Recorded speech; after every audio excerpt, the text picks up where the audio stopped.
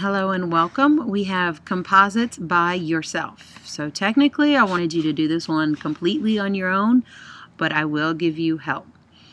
The first one says find the perimeter. To find perimeter, you need to know the length of all the sides. So we are missing two sides right here that we need to solve for first, and then perimeter, we can just add them all up. So we have this side here, and we have this side here. So those are the two sides we need to solve for. Let's take care of this vertical side. So we look for what else is going to help us find this length. Well, if I go all the way up, right, if this line extended, it would be the same as this 21 over here. I know 12 of that. Okay, so I know that this piece is 12. I know the whole thing is 21. So to solve for this, I know that I need to do 21 minus 12. And that gives me, that's from this side right here and this side right here. That's how I get the 12. To do the horizontal piece, this X right here, I need to look at my horizontal pieces. So if I were to go all the way across at the top, it would be 27. So I need to figure out, okay, what is this X? What am I missing if I have 15?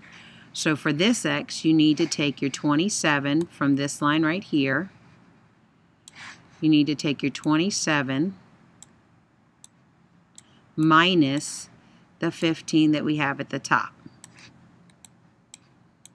And that's how you find missing sides. You look for the whole side and then subtract the piece that you know. So the whole side, subtract what we know, and we will get what's left over. So this goes to that one down there, and this information goes to this guy right here. To find perimeter, we just add them all up. So let's start with what we know. We have 15 at the top. Let's try that one again here.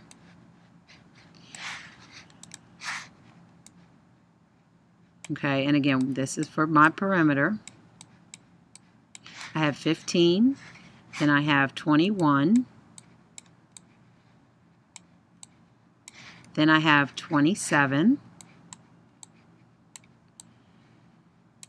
and then I have this X, because you've already done the math, so you should know this answer right here.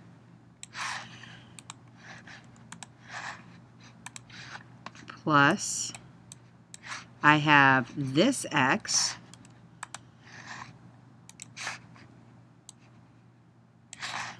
plus I have my final 12 centimeters right there. So plus the 12. Okay, you add up all your sides for perimeter, and that will give you your final answer. Okay, this is your total perimeter. Total perimeter. So you just add up all the sides when it asks you to go around something or when it uses the actual word perimeter. And the hardest part in this is finding the missing sides. Pause it, do the math, find your answer, make sure you circle your answer. Number 2, below is the map of a garden. What is the area? So when it's area, that's when you need to break it into two separate shapes, or more if you have to, but try and just stick with two separate shapes. When it's perimeter, we just find all the way around. When it's area, we need to break it into separate shapes. So I see a couple of shapes here. I see, if I draw my line right here, I have a nice rectangle here. And that's going to cover.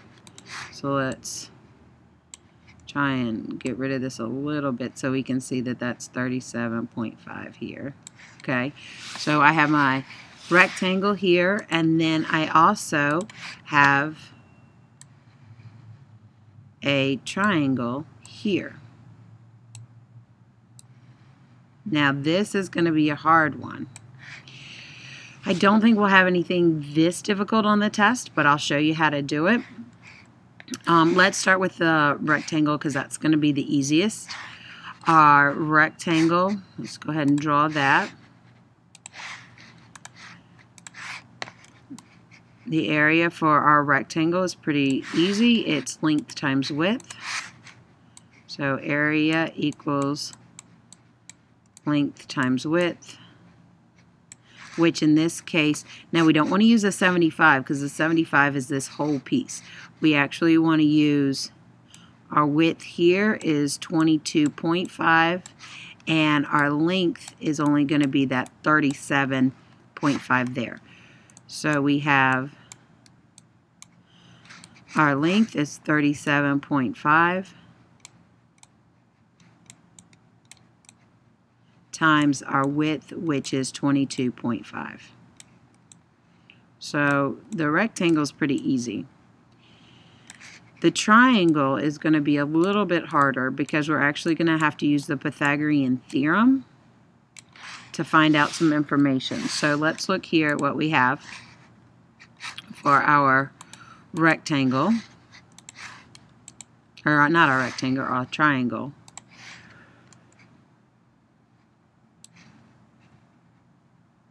Okay, so our triangle, we don't need this 62.5 because that's the hypotenuse. This right here is your right angle.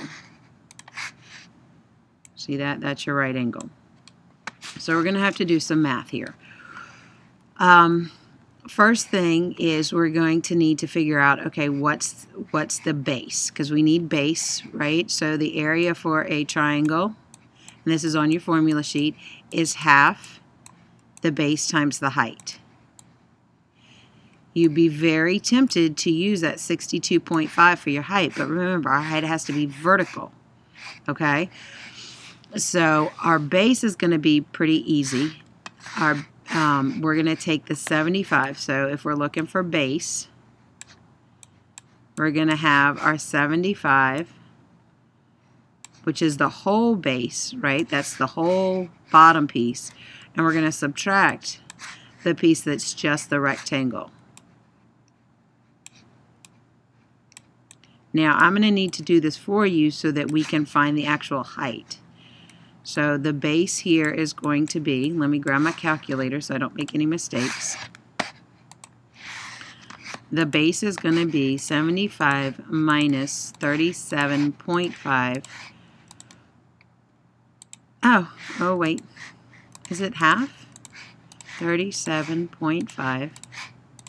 Yeah, it's half. What do you know? All right, so 37.5 is going to be our base.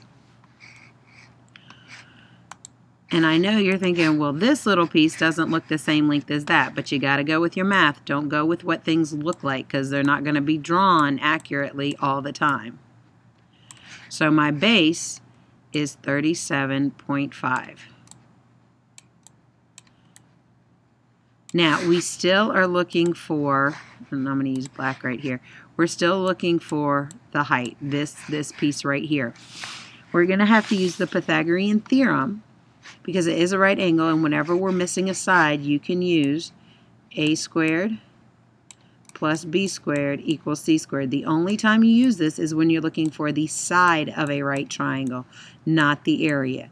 The area formula is this, but in order to find h, we have to find, in this case, a, because we know this is going to be b. Since it's our base, we'll go ahead and call that b. And we know our hypotenuse is 62.5. That's our c. So a squared, that's x squared, plus 37.5 squared, and I will work this out with you because I know it's been a little while, equals 62.5 squared.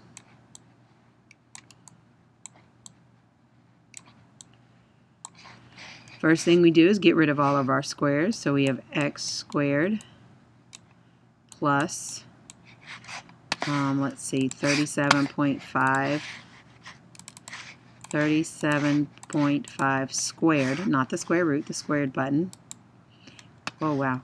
Okay, 1,000. Let me come back up here so I don't forget it. 1,406.25 equals, and now we're going to figure out 62.5 squared, which is going to be even bigger. That's what I thought. 3,906.25. Now we're going to have to subtract this 14,000, or not 14,000, I'm sorry, 1,400. We have to subtract it from both sides to get x squared by itself before we can do the square root. Like I said, I don't think there's anything this complicated on your test, but it doesn't hurt to know it. So these cancel out. X squared is going to equal, let's see what this is. So we already have our 3,906.25 minus 1,406.25. 2,500. Alright, so this right here is going to be 2,500. Now if you remember, to get rid of this square, we find the square root. Remember doing that? So let's make that green. So we have to do the square root here and the square root here. That cancels out and we're left with x. And then if we find the square root of 2,500, that's when we do our square root. We get 50. Well, at least it's a nice easy number. So we have 50. So that means our height, all this work right here was to find out this guy. Okay, so I'm going to draw a little arrow because it's getting crowded. So the height is going to be 50. H is 50. Okay, so if we come back here to our original triangle, area equals 1/2 the base, which we said was 37.5, times the height, which we just found out through all this work that our height is 50. So times 50, not minus, times. There we go. So there's the area of the triangle. So to find the total area of this garden, you're going to take the area of the rectangle and add it to the area of our triangle.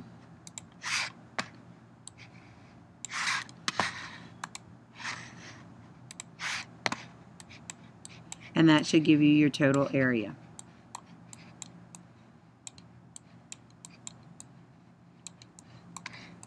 Okay, now again, I don't think you'll need anything this complicated. When I say complicated, I mean, I don't think there are any problems on the test where you have to do the Pythagorean Theorem to solve for a side.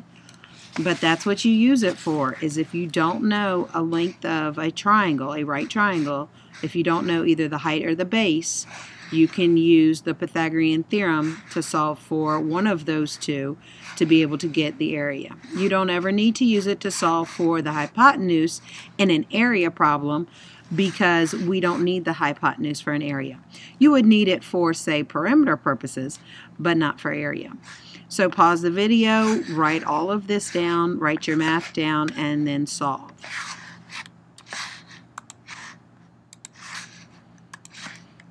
All right, the next two we have.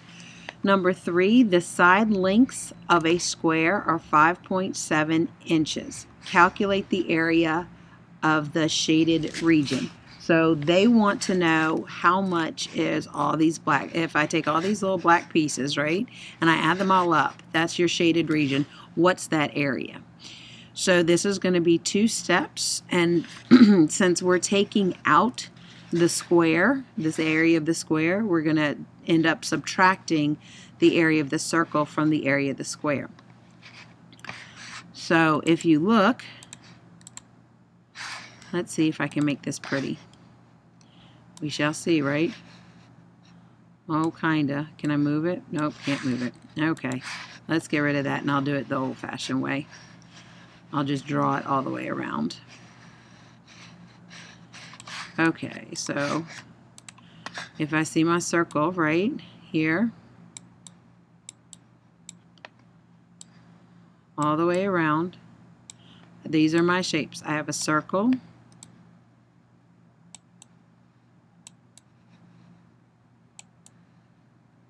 which I know is not turning out to be a very good looking circle, but hey, nonetheless, there we go, it's a circle.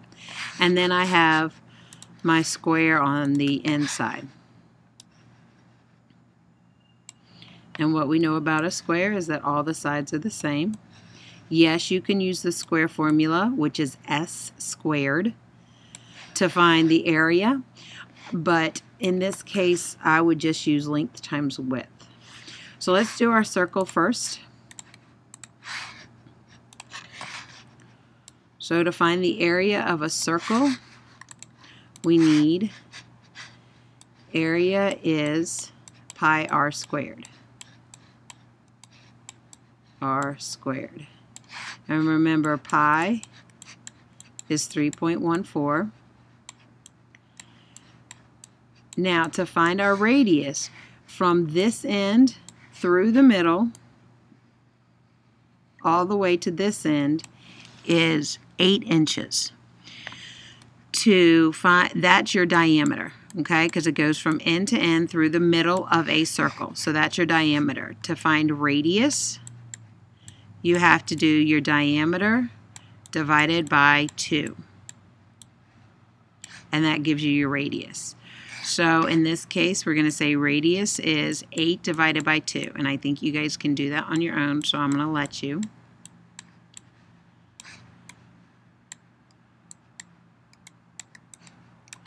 So down here, our area is going to be 3.14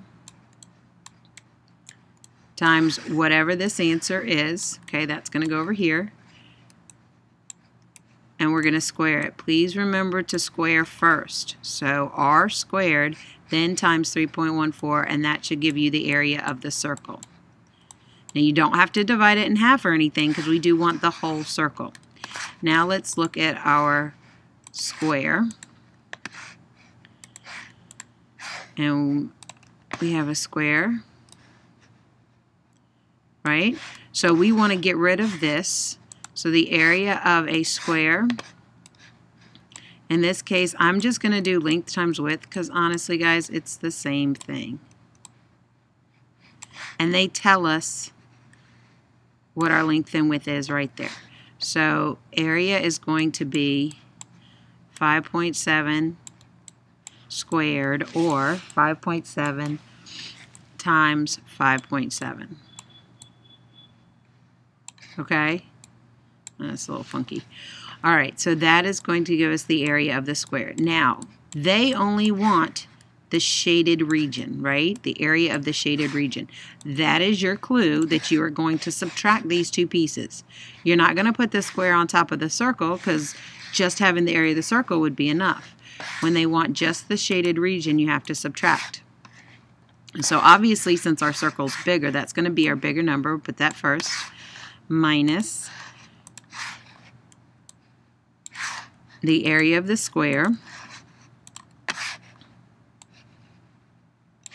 and that is going to give us the area of the shaded region.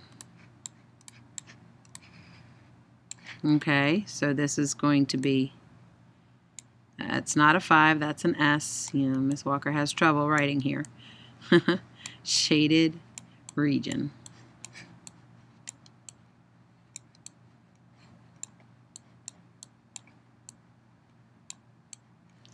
Okay, so that's all you need to do for that one. Find the area of the circle. And you got to find the radius first, and then find the area of the circle, and find the area of the square, and subtract. All right, last one, number 4. If a student ran 1 lap around this track, how far did that student run? So if we're going around the track, then we want the perimeter, right? So this is a perimeter problem. If we have 20 feet here, we know we have 20 feet up here. Now we have two semicircles. Since they're both the same, we don't have to divide by 2 because this semicircle and this semicircle add up to one big, one full circle. So this is actually a little easier than you would think. We'll go ahead and find the area of, or not the area, I'm so sorry, the circumference, right? Because that's what perimeter means. We're going to find this circle perimeter. And circumference means perimeter for circles. Okay, so yes, if you really wanted to do it twice, you could find this one and that one. But since they're congruent, you can find just one big circle, and that'll give you both sides of the circle. So what I mean by that is if we have a circle, right? If I split it in half, if I did this, well, kind of, I can't draw really well, right? This would be this side, and this would be this side. So if I just find circumference of the entire circle, I'm good. So I have from end to end, I know is 10 feet. So this is going to be my diameter. Since I know the diameter of the circle, I'm going to use the circumference formula that says pi d.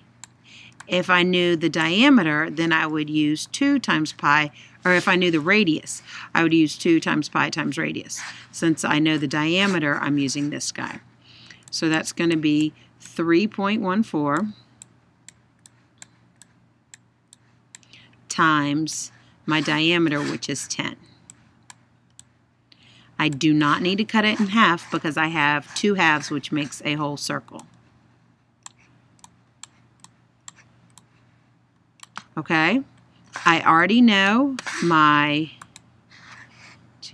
already know that the flat, right, the side pieces are 20 and 20. So to find perimeter, to go all the way around this track one time, to find perimeter, I'm going to have 20 plus the full circumference of both sides. So that's going to be this C right here, plus this other 20 at the top.